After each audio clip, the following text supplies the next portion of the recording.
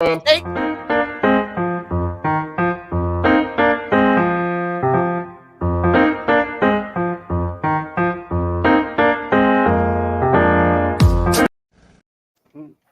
Whoops.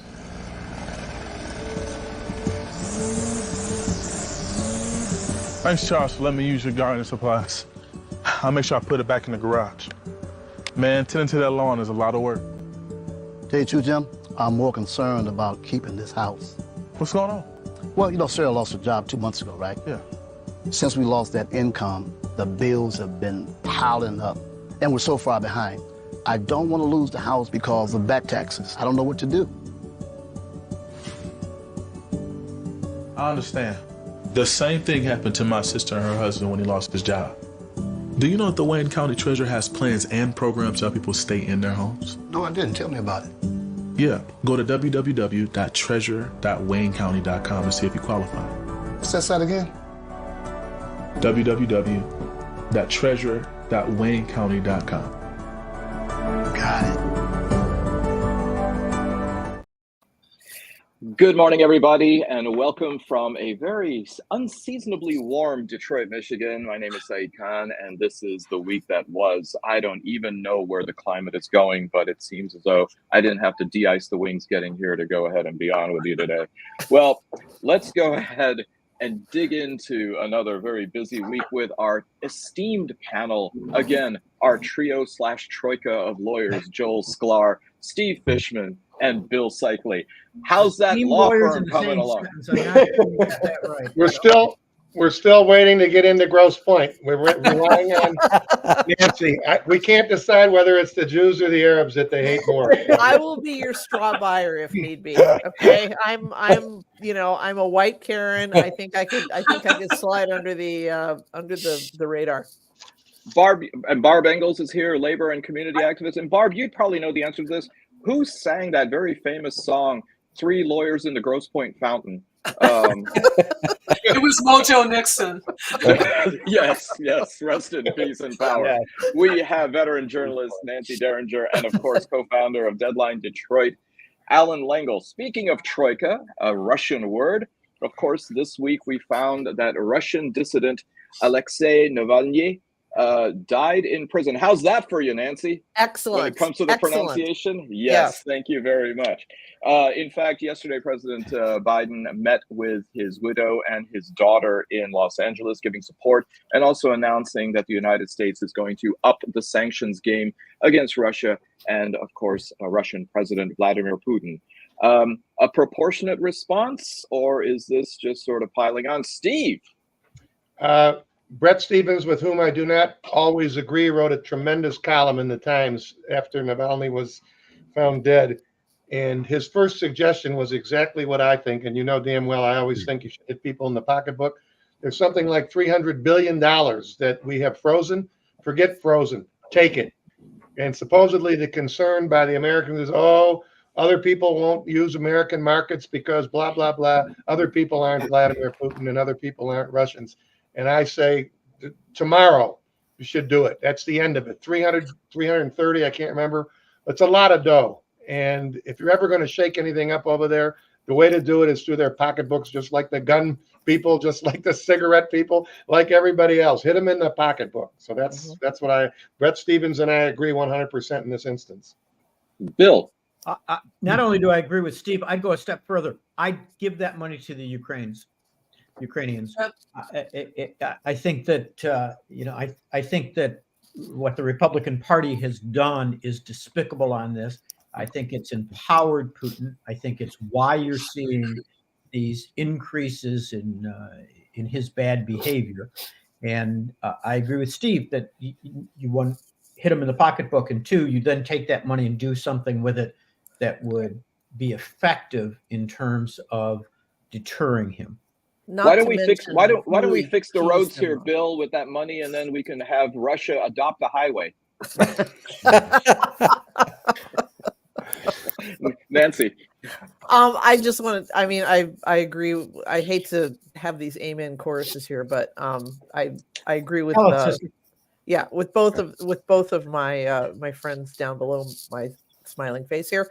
I also want to explain the joke here. I sent an email to Saeed the other day. But Saeed is really good with pronouncing names in a different language, and he revealed to me that he actually has a text for this from the BBC. The first time he was on the BBC, they gave him their holy text in how to pronounce all these different names in different languages.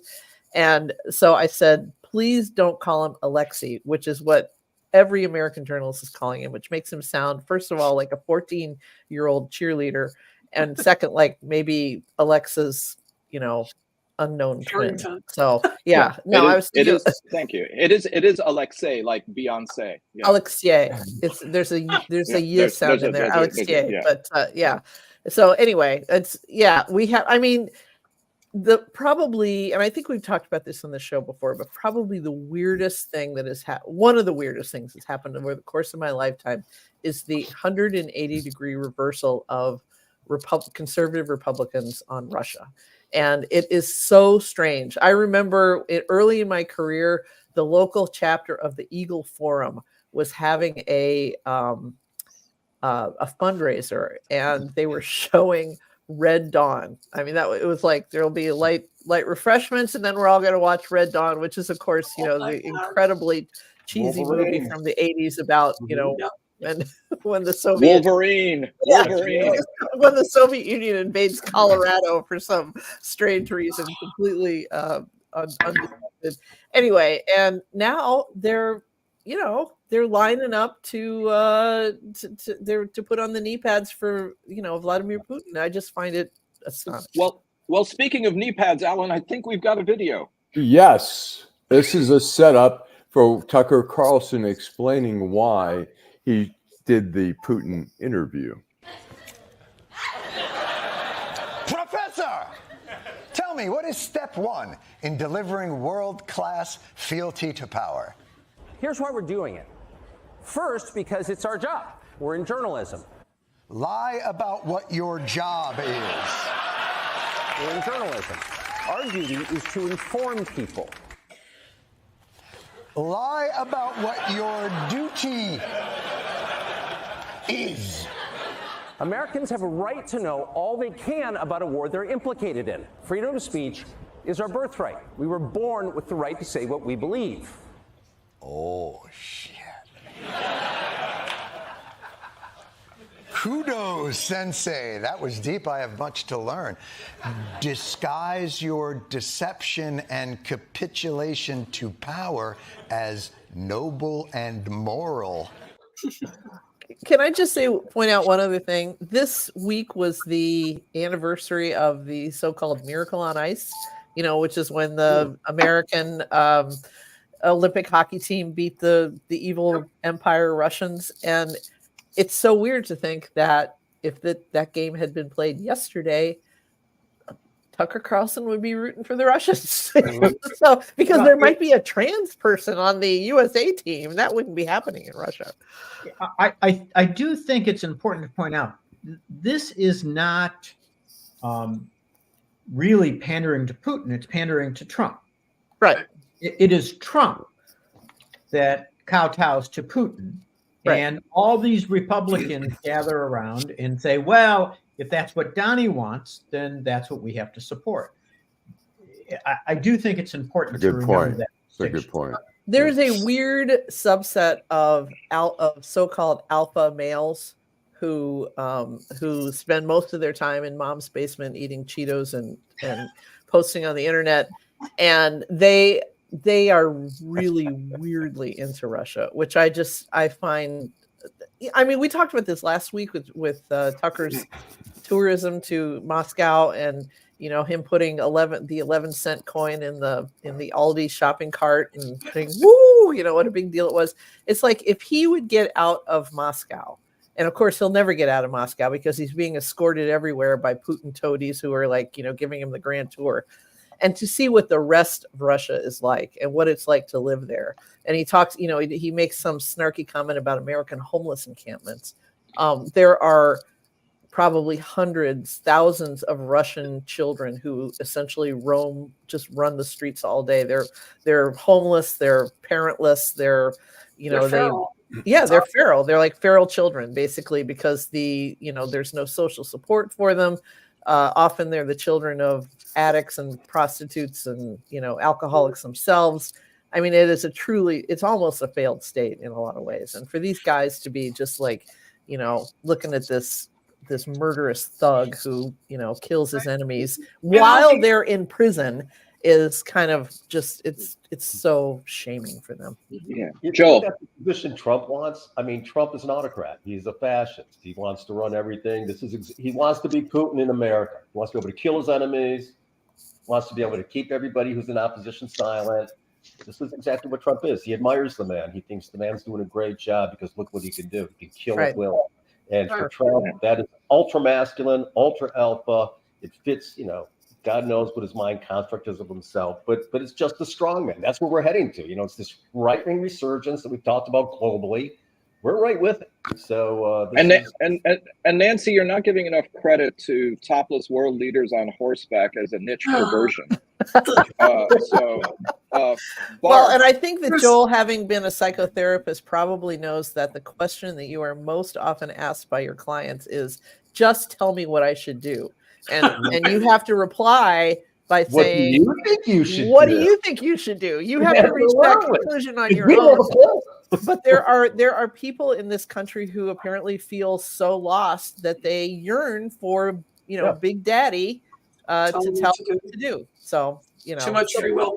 I also, the other thing that Tucker Carlson wouldn't have seen are any young men between the ages of 16 and 35, because they have all been dragged into the army. Right, exactly. And pulled out of their homes in some cases. Actually, the same thing is happening in Ukraine. Mm-hmm. I have friends that came here from Ukraine a couple of years ago, and he said all of his friends, they're like coming home from work, and they're grabbed. I mean, everyone is involved in this war. They said Moscow is like a city of women now. And it's like you go into a gym, there are no men, with the barbells. It's like they're all hiding in their apartments and relying on their women to go get food and everything else. It's very strange. Because if they leave the house, they're out, they're gone. Right. We do have, talking about the power of Trump and the influence of Trump, we have another. What qualities are you looking for in your vice presidential pick? Well, always the first quality has to be somebody that you think will be a good president. A lot of people are talking about that gentleman right over there, Tim Scott. He has been much better for me than he was for himself. I watched his campaign, and he doesn't like talking about himself, but boy, does he talk about Trump. I'm sure he talks about him to his therapist. God, that was so humiliating. Trump basically said you're only useful when you talk about how wonderful I am. And Tim just had to sit there and smile. I mean, who knew Trump also liked to grab him by the balls? By the way, I think April 16th, 2015 is the last time Melania looked at Trump that same way. That's true love. Well, look, it's not just Trump and a bunch of basement dwelling incels eating Cheetos that have this fascination with Russia. Apparently, it seems to be the Republican Party. The FBI informant at the center of the Biden impeachment case has admitted to having Russian spy ties. A man by the name of, and you can't make this up, it's right out of Central Casting, Alexander Smirnov. And I believe we have a video, Alan, on how the Republicans are viewing this case. How they're reacting. You said the 1023 is the most corroborating piece of information you have. It corroborates, but it doesn't change those fundamental facts. So now but it's not true. Well, so okay. If you yell loud enough, you're right. Which is I think how he responded to the evidence regarding Ohio State and wrestling, but that's a whole different show. So take us through this, my esteemed lawyers. What is going on with this impeachment case, and how damning is this fact that the FBI informant has in fact been charged? It was a joke to begin with. I mean, it was it's an impeachment in search of a crime, right? I mean, and the reliability, everybody knew was unreliable. This is a fiction that's been made up by the Republicans to try to balance off what the Democrats they perceive have done to Trump. It's an absurdity. I mean, again, and it's another fealty almost to the Russian, influence. I mean, Epstein is a big influencer of Trump, and that guy's terrifying. It's just to placate Trump. It's a distraction. It's an absurdity. Jim Jordan also talks about, he says, well, look, we've got other facts here. He goes, everybody knows, and he's admitted that Hunter Biden is not qualified to serve on the board of Burisma.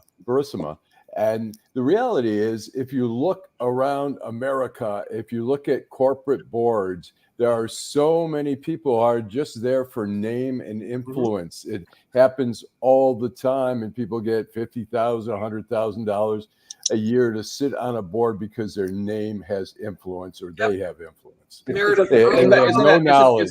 It's during the strike in Detroit on the Gannett board, Tom Brokaw's wife Meredith was on the board of Gannett. She owned a toy store in the Upper West Side of Manhattan. She had no, she was married. Her last name was Brokaw. Until Tom Hanks put her out of business, Alan. Remember that.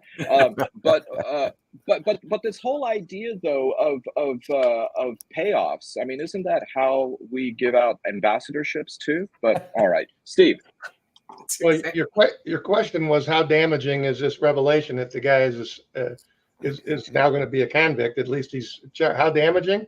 It's as damaging as any case could be in a criminal case or an impeachment. You call it whatever you want. The so-called star witness turns out to be a pathological liar, and he's in league with the Russians. I mean, how damaging it destroys their case. So Jim Jordan and the rest of them can say whatever they want. This guy Comer, he can't hardly speak English, so you don't know what he's really talking about. But the case is destroyed. The case never was anything, like Joel said, but now the case is completely and totally destroyed. And what's interesting to me is, and maybe I just haven't read it, they haven't tried to use their usual thing, have they? About, it's the Biden Justice Department, blah, blah, blah. I don't hear anybody defending this guy.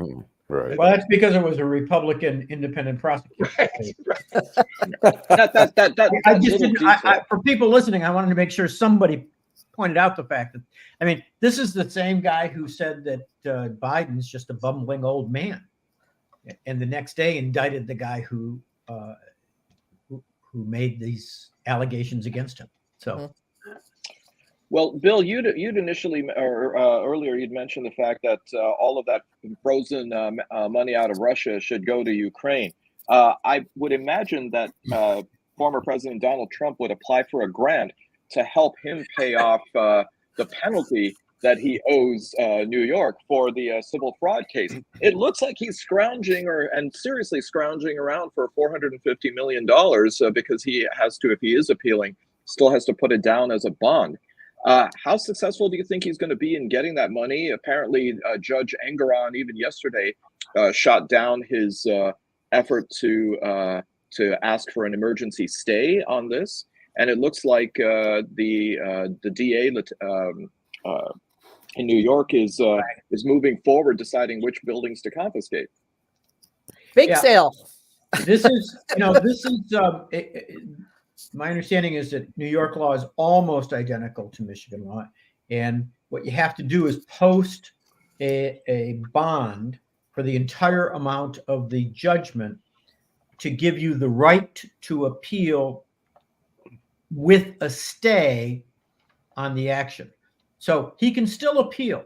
He does not lose his right to appeal, but it will not prevent the state of New York from being able to collect on the judgment. So, I think that's important. And he could get a surety bond. He could pay 10% of the judgment and have an insurance company put it up. I suppose he would then have to put a lien on much of this property. I suspect he doesn't want to do those things. That's what happens with most corporations. Jeff Feiger, interestingly, made this a famous issue in Michigan once when Beaumont decided to appeal without posting the bond. They had filed a motion, but they didn't post the bond. Feiger sent people in and started taking the cash boxes out. Be surprised how quickly things turned around and they posted the bond. That guy, he's hilarious. So let's say, for the sake of argument, that Trump himself is cash poor. I know that he likes to pay off his legal. Wait a minute. You don't have to be cash poor to not have $445 million. You can have a lot of money. I haven't got $445 million. Good point. But the idea then that is still money that he wouldn't necessarily be able to put into his campaign, if that really matters among his supporters. The Michigan primary is Tuesday, and it looks like in the most latest poll, or the most recent polls, Trump has a 4-point advantage over President Biden. I think it's 45-41 with about 14% undecided. Does the money really matter? And a 4% margin of error. Yeah. So this is, who's doing these polls? Is this like if the election were held tomorrow polls, or what? Yeah. Okay. Got it. Yeah. So thoughts on the margin then? Yeah. Barb. Yeah. I'm my husband and I are counting votes, absentee ballots for Oakland County again this year. We had our training yesterday, and we're going to work on Monday and Tuesday with the new laws, that they're having, the early voting and all this stuff. But I've been counting votes for the last couple of elections, and nobody votes in the primaries. I think the biggest thing right now are the people that are voting uncommitted on the Democratic ballot because of Palestine, because of Gaza. Yeah, and I think that's the big thing right now. That is so then arguably that's going to skew the vote, because if they are then passionate enough and pardon the pun, committed enough to vote uncommitted, that's going to then be reflected in the numbers, won't it, Barb? Yep. Yeah. Okay. Yeah. Bill. Yeah, I think Barb's right. That's a very interesting issue, but I think there's another very interesting issue that doesn't get talked about very much. But how many Democrats are going to decide to vote for Nikki Haley and not vote the Biden ticket at all because they don't feel like it's an issue? The John McCain tactic, where people registered as Republicans and voted for him. Well, you don't have to in Michigan. You no longer have to register as a Republican or a Democrat anymore. In the primary, you do. You have to. You get one in the primary. You do. You get one or the other. You just ask for the ballot. You're not. But you don't have to register for it. Right. Oh no. You just say they just say which ballot do you want. You have to declare But you don't have to register, because that's a big issue. I know a few Democrats, being one. Really? And wow. And you don't want to register as a Republican. That will come back and bite you in the posterior. It does, but you can't Bill, is that going to cause you trouble living in Grosse Pointe? Will that incriminate you by making that admission? Because we can edit that out. I want you to know that I pulled this out today because I plan on going and visiting Nancy. Could I just point out that 3 of the 5 Grosse Pointes went for Biden in 2020. The Farms was only 10 votes. 10 more votes, and it would have been 4 out of 5. It was only the Shores, which, as we all know, is north of the wall. It's where the White Walkers live. They do not. They are were the only holdouts that went for Trump. Wow. So there. Well. Given the fact that when I'm in the Shores, I actually get roaming charges for Canada. I'm surprised they didn't get those in the Farms, but yeah, you're right. I'm surprised they didn't vote for Stephen Harper. And just to answer your question, Saeed, about if he's going to pay, Trump, I don't ever pays with his own money. He doesn't want to depart with his own money. His connections to the underworld and to the Arab world are huge. I assume that Saudi Arabia is going to help if he wants it. He's got plenty of sources because Russia. Michael Cohen said he's for sale. Everything's transactional. Also, he wants Laura Trump to be head of the RNC, and she suggested they should pay for all of this, his bills and everything else. So it's all a grift. This should be the moment that exposes that the emperor has no fucking clothes, right? He's broke. He can't come up with the money. It's all a fucking, shell game. But I don't think that's going to happen. I think. No. But Joel, if your average Trump voter either doesn't pay into the system or doesn't pay nearly the amount of money that would be required, they don't really have a moral hazard in this. Most of the people who show up in an airplane hangar on a Sunday evening because there's nothing else going on to go and see their leper messiah, I doubt that they're really writing big checks, are they? No, and so they don't have shoes. God only knows. But he's still fleecing those people. He's going to take every dime that he possibly can. And they'll give him their dimes. Well, there's the shoes. Did we all order our sneakers? This great. This reminds me of that meme that I see on Facebook from time to time. Anybody who decides they need to contribute money to the defense fund of a billionaire is some kind of stupid. Yeah. This is just amazing to me that people are willing to donate to his campaign is a bit much. Yeah. So Ann says polls are not reliable now. Look at the small donor amounts. Biden is way up, and Trump is $200,000 below his 2020 amount. He is bleeding actual small bill supporters or donors on this. Well, look, actually, we should have all pooled our money, and we should have bought some of those Trump sneakers, because they were going for $399. Now on eBay, they're going for somewhere between 5 and 50 times that.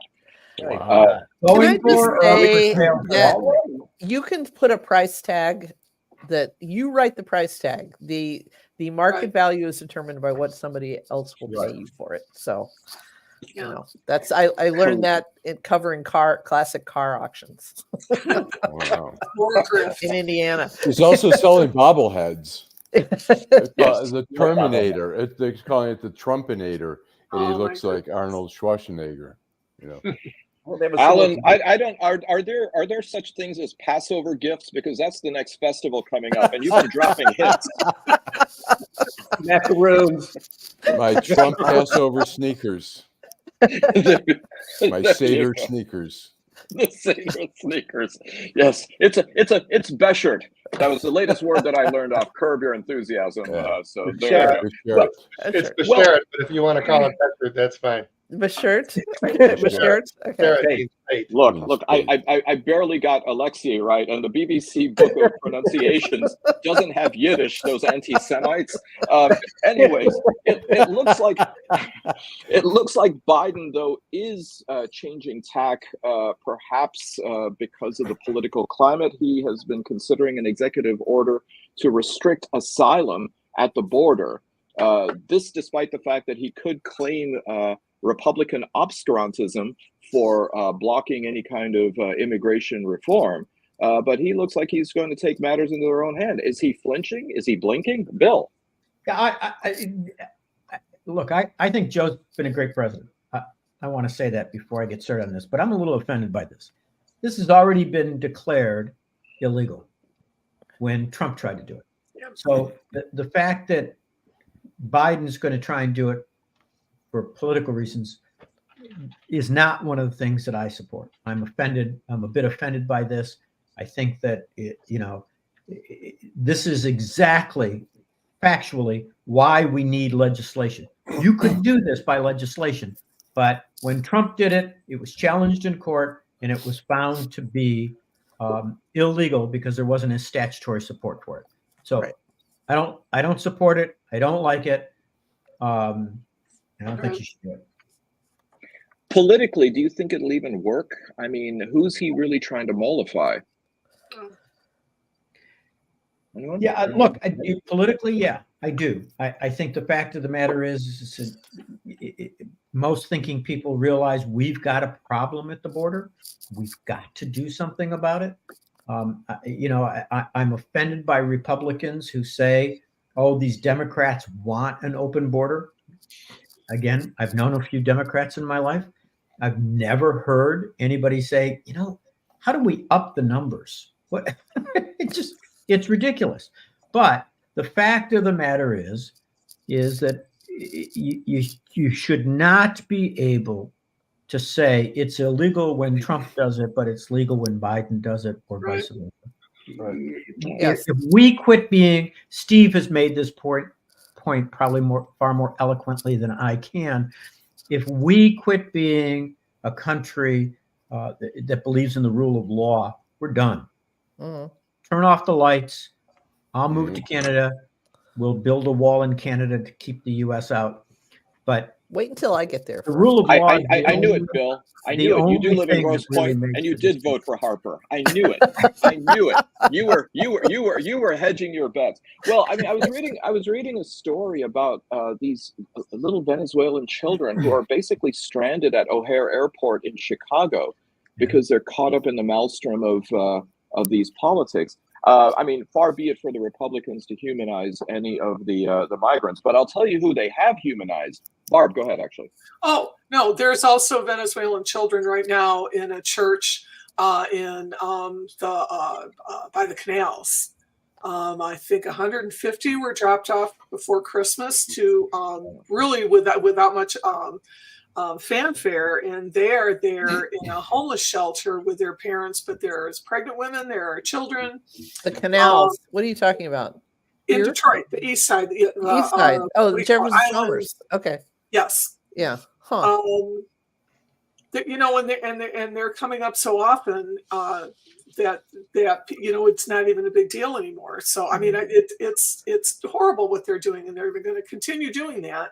They're looking for Spanish-speaking people right now, in fact, at this church to help these people transition and to find them something to do while they're waiting. This is just so cruel. It's so cruel to manipulate people like this. The Governor Pritzker of Illinois said something this week where he said, they have been shipping up people who are arriving in T-shirts and flip-flops in a Chicago winter. And he said, you just think of that the next time somebody from Texas tries to tell you what a good Christian they are, or these politicians who are doing this stuff. I mean, it's cruel. It's inhumane. I mean, I don't know what other words you can add all the adjectives. Saying it over and over again. It's just exactly. So terrible. Yeah. Well, these are the two sins that those poor kids have. First of all, they are not frozen, and the other is that they're not only 2 cells old. Because if you look at the way that the Republicans love kids, all you have to do is look to the Alabama Supreme Court within an 8-1 decision, have held that frozen embryos are people. This was an opinion written by outgoing Chief Justice, not Colonel, Tom Parker. Except if you've ever seen the movie Elvis, you realize that they're both just evil, evil people. Where do we go with this? Has anyone on this panel have either had a spouse or gone through IVF themselves? I no. have. Yes, you have. Okay, so you know how IVF works. I mean, no. Joel said no. I have not. It's just in a petri dish, 2 cells, and in liquid nitrogen. I mean, it's not a. It's a baby. It's a baby. It's a child. No, it's a popsicle. What happens is, it's an ice cube. They'll give women drugs to make them ovulate multiple eggs on cycle, right? Like a super ovulation. Yeah. So you end up with a bunch of eggs. They fertilize a bunch, and then they look at them at 2 or 3 or 4 days after, and see how the cell division is going. And this is what happens in a woman's body, while she's in childbearing years, every month of her life. Some of them just are cooking right along. They're dividing, right on schedule. All the cells are beautiful. Everything's, even. And those are the ones that are considered high quality, and they're implanted. Others are just kind of falling apart. I mean, they're fertilized, but they're not really doing that well. They're misshapen, whatever. Those are the ones that if it was happening in your own body, they would just leave with your menstrual period. I mean, they would not be able to implant. I mean, that is how IVF is done. Yeah. For these backwater, I'm sorry, I'm going to roll out all the bad synonyms I can think of or adjectives I can think of for Southern people, these fucking backwater hillbillies, to say that every single one of those microscopic blastocysts in a petri dish is a child, It's is ignorant. It's religious hysteria. I mean, don't let them into Michigan under any circumstances. By the way, Nancy, that entire explanation would be banned from K-12 Florida schools. I'm just telling you. Thank God you're up here. Sex talk. Yeah. Can I just Bill. make a comment? There's a First Amendment establishment clause where religion really isn't supposed to be part of the calculus. We don't endorse one under the Constitution. We don't sponsor one under the Constitution. This reliance on Jeremiah 1:3 and whatever other aspects of some of the Bible, which this judge believes to be the truth of the gospel, literally, is completely antithetical to the First Amendment. It is not supportable. It is completely a personal view that is dressed up as law, and it's an offense in every way. And I am, it's just a slippery slope. And if this is how the judge thinks, then why not have slavery back? Why not, again, if there's, why not make it, criminalize it to even masturbate, right? They're going to control. Wait a minute. Is that legal? Wait a minute, is that illegal? Wait a minute, it won't happen because men are doing it, Joel. But that's right. But that's where we're going, right? So my mom lied. She did. Yeah. But that's where we're going. We're going to regulate completely private, personal conduct that has no other state implication.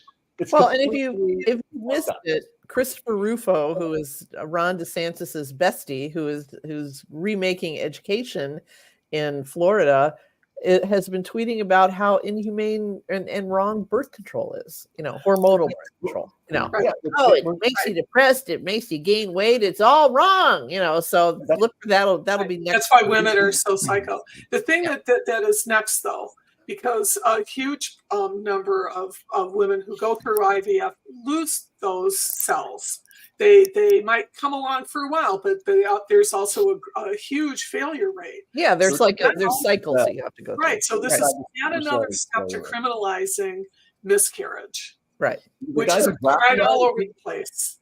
And this is terrifying to women, to young women facing this, because it's possible to miscarry before you even know that you're pregnant. You just you're right. Bill Seikaly. Bill. Yeah. First of all, because we're lawyers, I like to try and make sure that I read these opinions, and I confess I just didn't have time this week to pull this opinion down and read it. One of the things I did notice in the article, it does say that these are children under our statute, under this definition of the statute, and I tried to pull the statute and I couldn't locate it. That's one issue.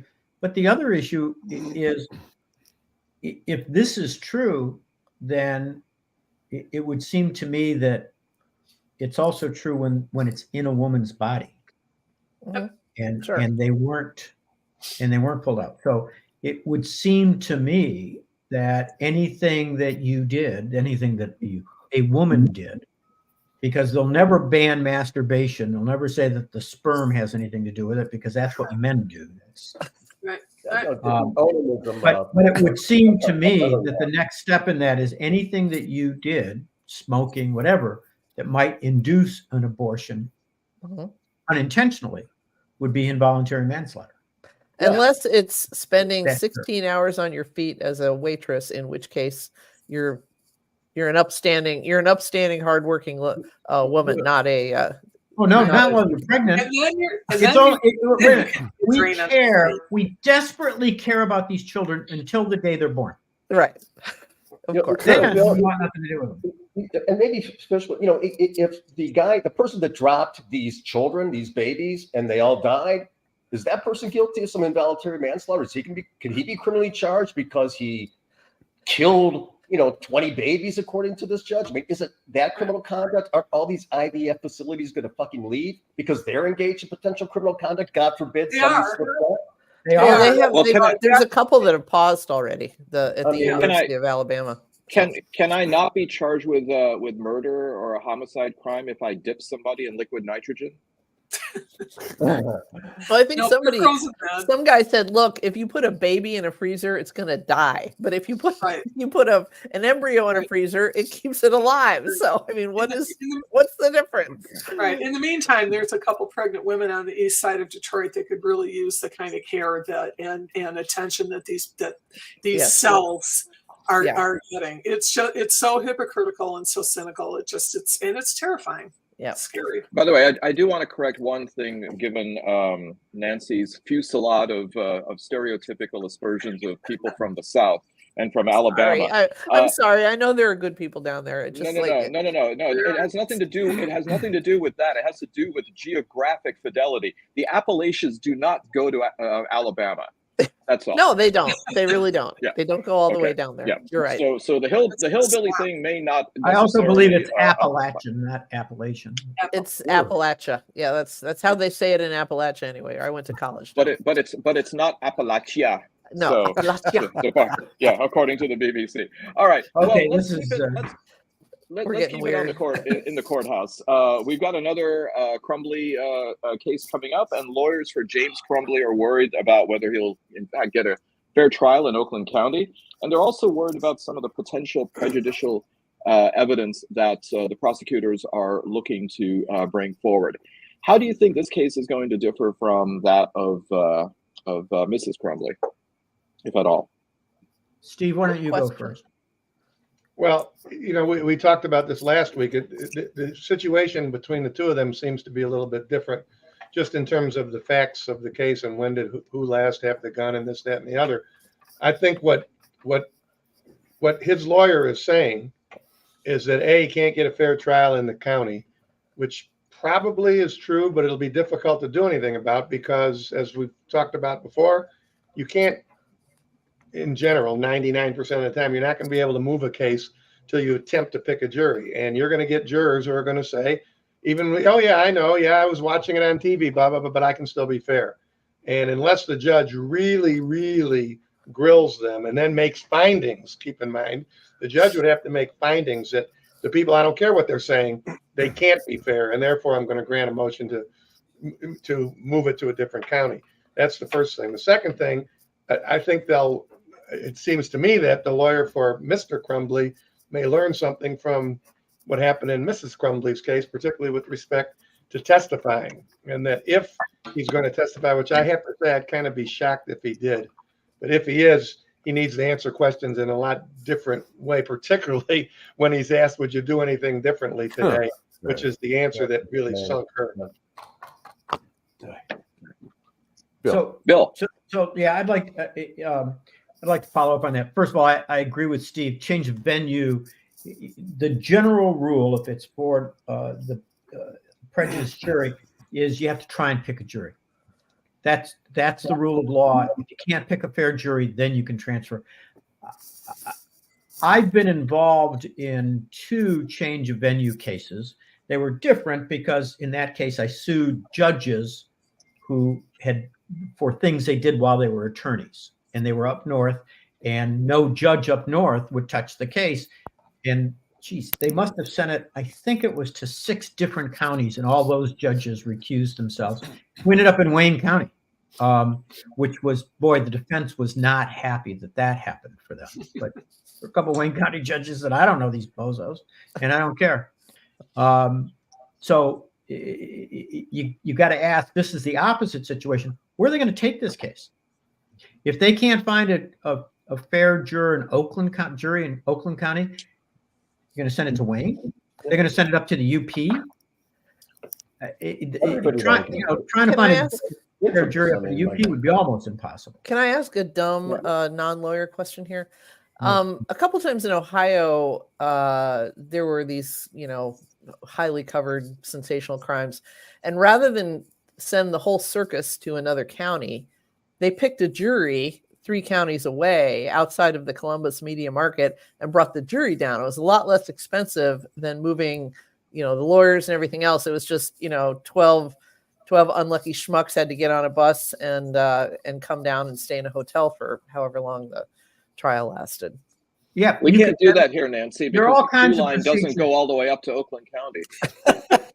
There's all kinds of procedures you can use. The question really in my mind is that it's only in the Metro Detroit area that you get so many jurors on a panel that you stand at least a shot at getting a fair jury. I see. I wouldn't want to be up in the UP or up in northern Michigan trying to find a panel. That's one issue. The other issue, it goes to Steve's testifying issue. I think that he may testify, but only for one reason. He now has somebody he can point the finger at. And she wasn't very good about pointing the finger at Daddy. She tried. She wasn't very good. He can now point the finger at somebody who was found guilty. Right. Steve. Go ahead, Steve. The lawyer can do that. In my view, I think I don't know this man, obviously, but as I've told you guys many times, I rarely put people on the witness stand. And the reason is that the prosecutors, if they know what they're doing, and they clearly know their case, I mean, they've been doing nothing else but this case for years. They have so many different things they can ask the person about. And as I've said before, once the defendant takes the witness stand, the whole focus of the jury shifts to not so much how strong is the prosecutor's case, not so much what about what this one here and that one said. All they do is stare at that defendant. And as soon as the defendant gives them any opportunity to think, it makes it much easier for them to convict. And I think there are enough things for the lawyer to talk about that can keep things up in the air a little bit. And then you really have to rely on, and I've said this to you guys before, I'm not going to pretend that you're going to find 12 people that don't know about this case. I think what you have to rely on at the end of the day, you have to make sure they understand that what we're asking them to do is counterintuitive. All the things you've heard, all the things you know, proof beyond a reasonable doubt is not something that you generally do in your normal life, but you have to do it here. And then you can kind of concede to the jurors in your closing argument. Okay, fine. There's a lot of stuff here you might not like. There are a lot of things you probably have wished that Mr. Crumbley would have done, but we're talking proof beyond a reasonable doubt. It's a counterintuitive way of looking at the world. And if you're able to convince the jurors during the voir dire, if they can understand what that means, then you got a chance, at least we're saying in this case, for hung jury. You're hired. You're hired. Absolutely. Well, they you might stand a also better chance if Steve was their attorney. But I'll tell you, I think they've really got an uphill road given the fact that she was convicted. I think it makes it a lot more difficult. But for the defense or the prosecution? For the defense. For the defense. Okay. Yeah. Well, there's another. Just one quick one before we move on. That you're right. If people sit there and say, well, the wife's convicted, so we got to convict him. But I don't know the case well enough. I don't know the facts well enough. If the lawyer has X number of things that can distinguish his conduct, you can almost say, ladies and gentlemen of the jury, I know you know she was convicted. I mean, I'm a big believer in talking tachlis, talking in what's the Yiddish, telling the truth to people. Okay, yeah, miss. You know, and here's why he shouldn't be, because when she did such and such, he wasn't there. That's how you can handle that kind of situation. I love that Steve, in speaking of the concept of telling the truth, after all those years as a lawyer, he first reaches for the Yiddish word. we have no choice but to resort to Yiddish when it comes to telling the truth. You know, that's hilarious. Well, did everyone get that word? All right. So in what clearly seems to be politics affecting the judicial, Arizona Attorney General Rachel Mitchell is refusing to extradite 26-year-old murder suspect Rad al-Mansouri to New York, where he's alleged to have stabbed to death 2 different individuals, claiming that the New York DA Alvin Bragg would be soft on crime and release him into the general public. Is this going to fly? Steve? Well, I can tell you this. In the normal extradition case, okay, somebody gets arrested here for a crime in Illinois. There are really only 2 things that the government has to prove, right? The identity of the person, is this the right person? And whether or not there's a valid warrant for the person. What this lady out there, who obviously is a little bit nuts, what she seems to think, and I don't know the law of Arizona, she seems to think if she doesn't agree to extradite him, she can just keep him in the slammer for the next 10 years. And if the law is that bad in Arizona, then I'm glad we're practicing law in Michigan. But my guess is that the court system is not going to tolerate it. They're going to bring this guy to court, right? Because all his lawyer has to say is we're fighting extradition. If that happens, then they have to set a hearing. They'll have a hearing. He'll turn to the AG. Okay, what do you want to do? I don't want to extradite him. You don't want to extradite him, then we're releasing him. You didn't want him to get out? He's going to get out in 15 minutes if you don't extradite him.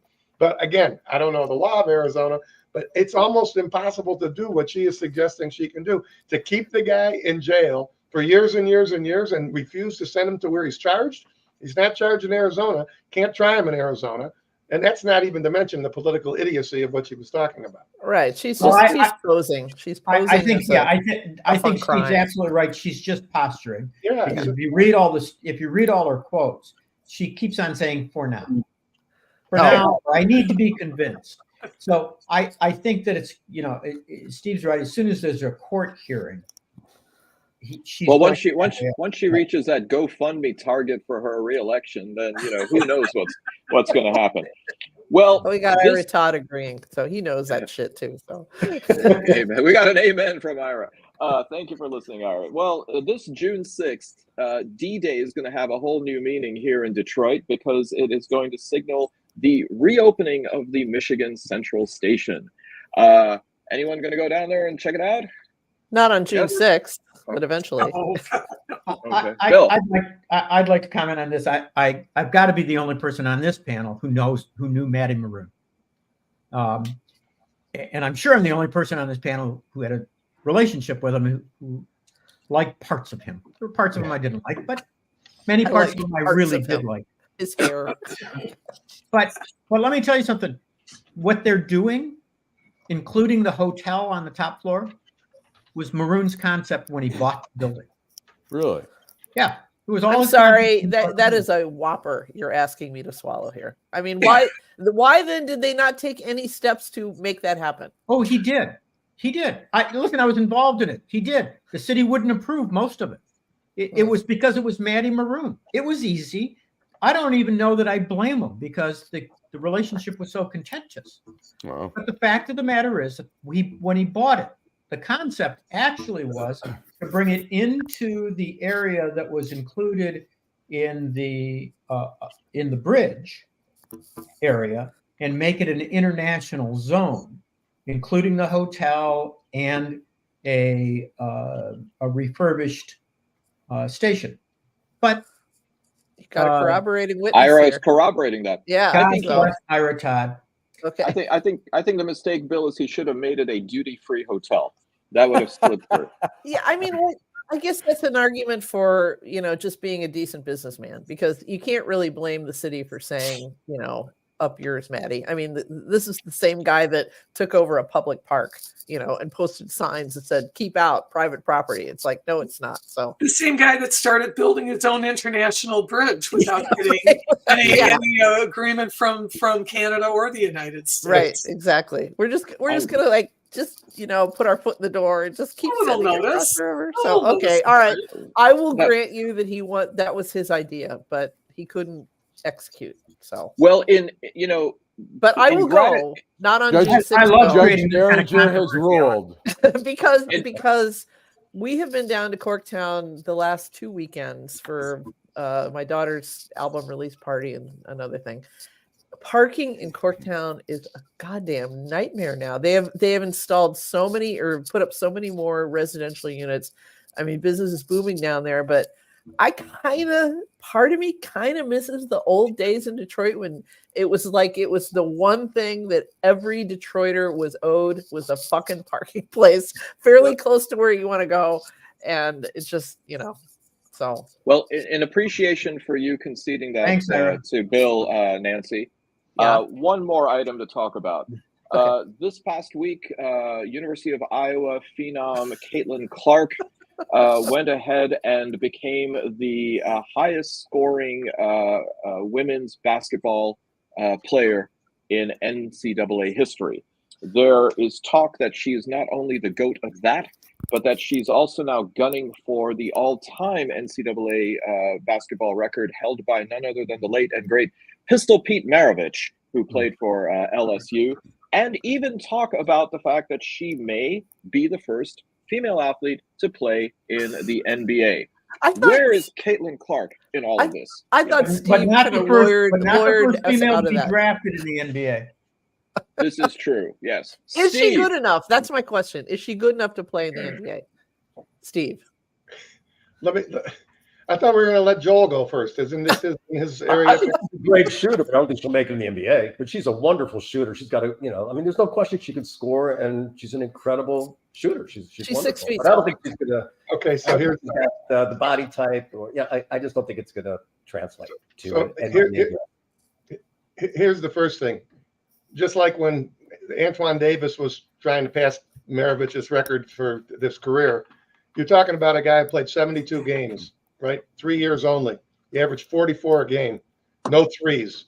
Everybody else that's challenging this, these are people who played 4, sometimes 5 years. They're playing 40 games a year, and there's threes. So anybody that, if she does it, she's a great player, no doubt about it. But nobody was like the Pistol. I'm telling you, Apples and oranges. Anybody that could score like that. That's number one. Number two, the reason I asked Nance before we started, is this something somebody has actually said, or is this more horseshit that you read somewhere in the Donald I sit in a fire hose of horseshit all day long, and so yes, it's entirely possible that it came in on the horseshit telegraph of somebody saying she's good enough to. I mean, but I don't know the game that well.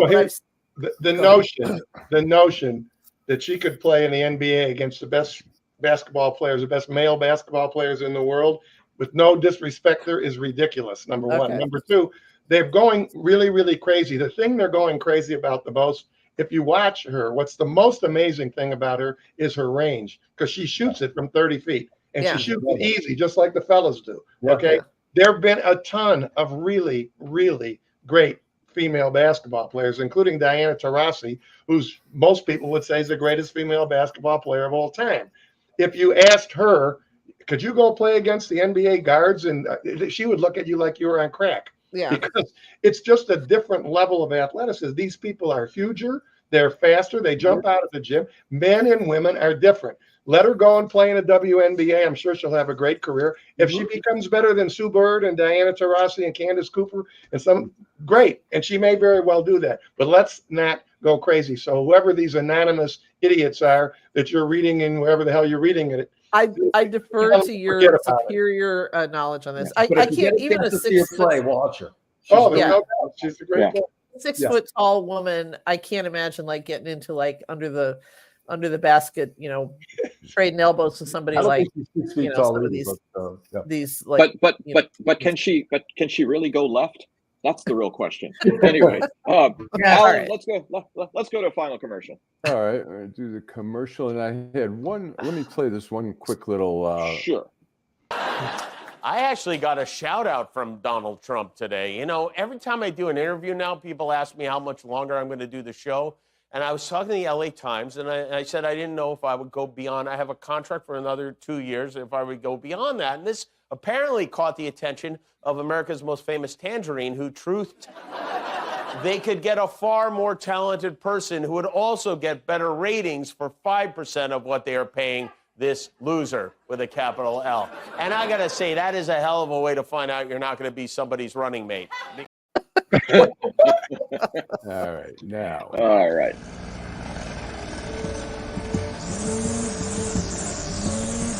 Thanks, Charles, for letting me use your garden supplies. I'll make sure I put it back in the garage. Man, tending to that lawn is a lot of work.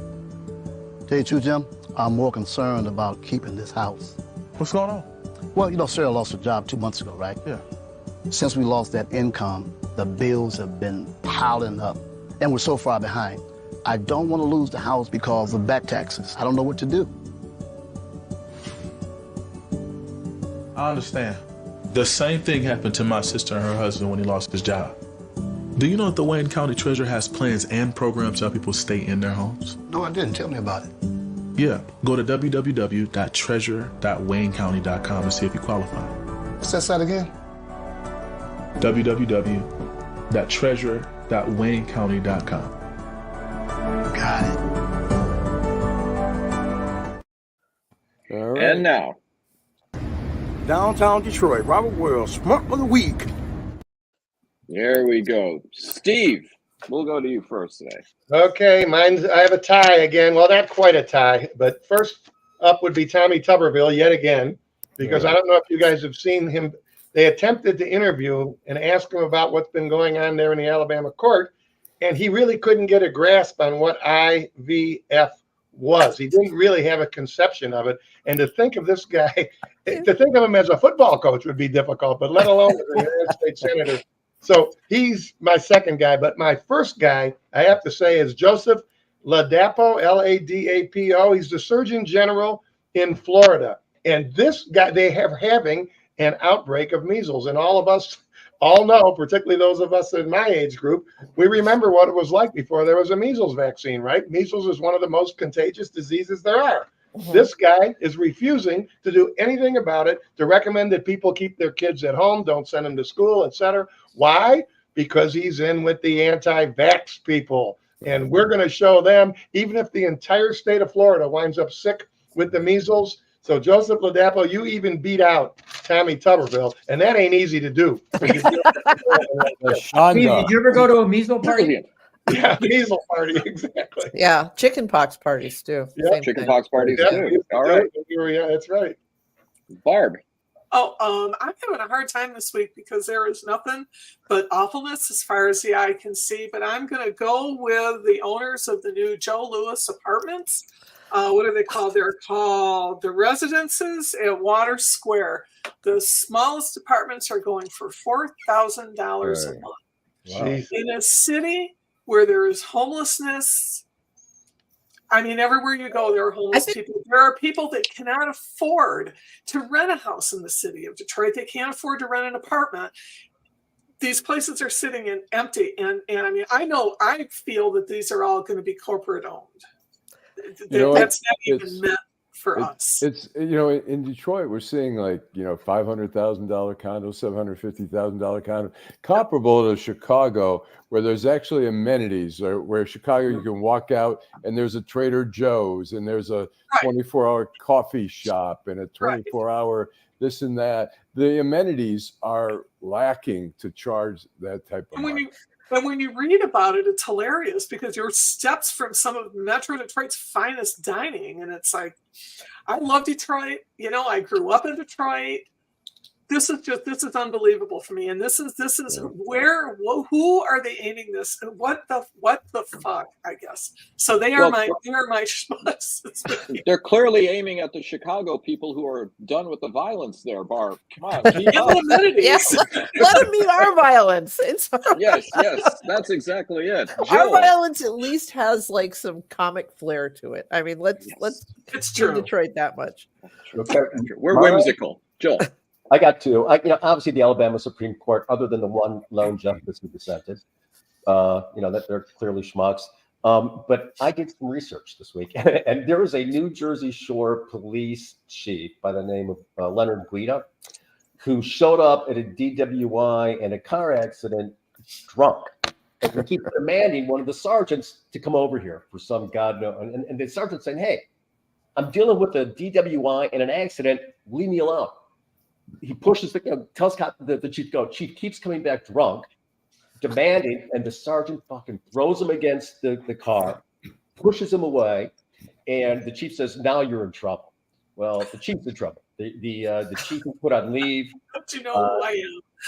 Just completely nuts. But to see the drunk chief was very persistent and exceptionally drunk, and the cop says he's showing up here drunk again. So this is the return pattern. So it's just what a double down. Are you sure you didn't see that on Andy and Mayberry? I'm telling you, but Andy would never do that, and he always did Otis with acceptable. I thought that was Nancy. You know where you never see that is Hazard County, Georgia, with Roscoe P. Coltrane. I'm just saying. Roscoe. Okay, Bill. I struggle. I've got two, so I'm going to give you both. One is Kevin Stitt, the governor of Oklahoma, who signed a bill requiring that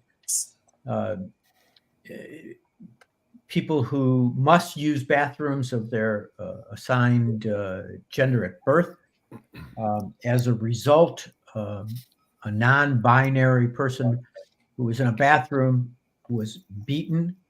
The school district probably should be on the list of schmucks of the week as well. They didn't bother to do any investigation. They didn't discipline the girls that kicked the hell out of the person. And 2 days later, she died. And I think that people's inhumanity to people speaks volumes there. The other is Carla Wagner, who's running up an organization called Axe Mish Tax. You guys heard about this? Yeah. This is crazy. Yes. This is an effort to eliminate the Michigan state property tax. Yeah. Okay. And replace it with nothing. And the explanation here is when I go to the gym, I don't ask everybody to pay for my gym membership. Why should I have to pay for your kids to go to school, for you to go to a museum, for you to go to the library? It ought to be everybody pay as you go. We're going to privatize everything in the state of Michigan. And there's actually, apparently, I looked into this, some chance that this could make it onto the ballot. This is nuts. Yeah. Nancy. Well, everybody's going doubles. Steve stole my double, but I'm gonna add on a couple to this one.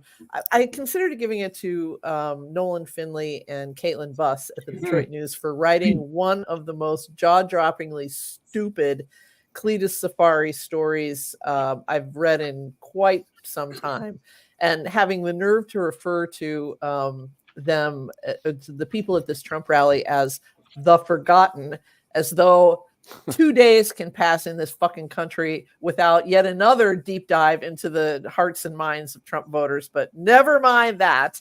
I've decided I'm going to give it to a young woman quoted in there named Rola Maki, who they identified as a young woman from Livonia. Okay. And hey, look, I got some fucking balloons. So Is it Livonia? Is that what did it?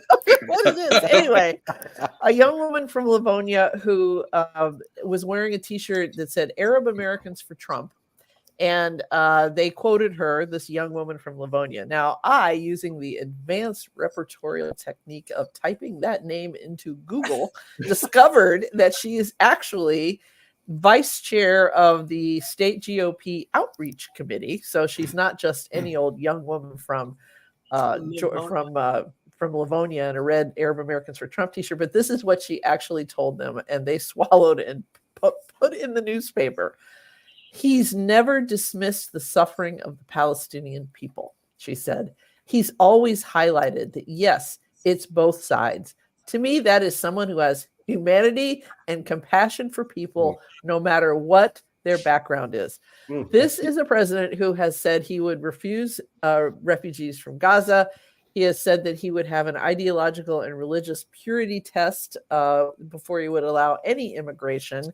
And of the war that is costing tens of thousands of lives, he has said sometimes you got to let things play out. So for aggravated ignorance, I am awarding Schmuck of the Week to Rola Maki, a young woman from Livonia in a red T-shirt. Rola. Allan. I am going with New Hampshire Governor John Sununu, who's the campaign manager for Nikki Haley, who Chris was Sununu, asked. isn't it? I'm sorry. Is it Chris Sununu? Oh, okay. I'm sorry. That's his father. Yes. My apologies. But anyways, he was asked. I think it might have been on Morning Joe or something, if he would be voting for Trump if Nikki Haley doesn't get there. And he said, well, yeah, of course. And he's saying, and the person saying, well, wait a minute, you said he's not fit. Your candidate saying, he goes, well, that's in the heat of the campaign and stuff like that. I mean, these guys have no shame. I mean, Nikki Haley is saying Trump is unfit. He's the campaign manager. And he's saying unfit, that he creates chaos, that it would be horrible. And he's like, oh, yeah, I'll vote for the guy. Right. Sure, why not? Well, all right. In the spirit of today, I've got a couple. One is Jack Posobiec, who is a conservative activist, host of Human Events. who at the CPAC conference is hailing the end of democracy. Posobiec also happens to be the person who was retweeted by Oxford, Michigan State Rep Josh Schreiber on his great replacement theory, and who then, of course, faced the ire of the Michigan State Legislature. The other, though, is, given my British side, the British law firm that fired a cleaning lady for eating a tuna sandwich that was headed for the garbage anyways. Kind of borrowing from George Costanza eating the eclair off the garbage, but this wasn't actually in the garbage can. Gabriela Rodriguez, a single mother, 39 years old, was axed by contractor Total Clean after helping herself to the £1.50 Tesco sandwich on a discarded platter for workers at city law firm Devonshires. Shame on you for going ahead and doing that. Anyways, what a shonda. Thank you so much for everybody tuning in and for the victory or the peace sign from Bill. Thank you, Joel Sklar. Thank you, Bill Seikaly. Thank you, Steve Fishman. Thank you, Allan Lengel. Oh, well, you come last. Thank you, Nancy Derringer. Thank you, Barbara Ingalls. And Allan with the last word always. And drive home safely.